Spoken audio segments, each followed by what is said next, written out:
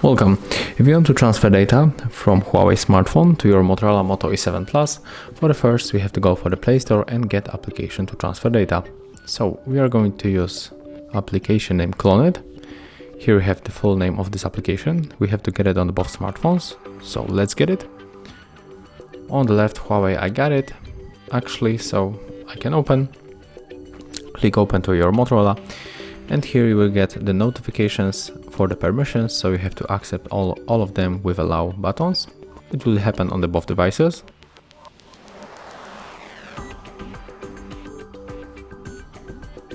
Click sender on the Huawei phone, tap set, turn on location with the switcher and then just go back and click sender one more time. On your Motorola you have to tap the receiver, click set, turn on location, go back, click right here, swipe and open our CLONEit application. Oh, wait, where this? It will be here. Click receiver one more time and then tap to search again. And if you got here the Android share icon, you have to click on it. And right now we can connect in the two ways. We can scan this code, but also we can input the password manually. So we have to pick a way. I'm going to scan the code.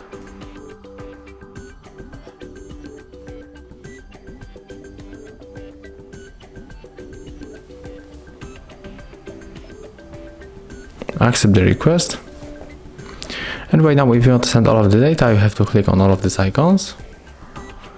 And then just click start here. You have here the size of the selected files and also the estimated time. But in my case, I will go below for the details because I only want to send these two songs. And yeah, if you select it, here you have to click start and also click OK. And after that, you can just close this application and check if it is working. So let's find our files. And you can see here this. So thank you guys for watching, leave thumbs ups, comments and subscribe to our channel.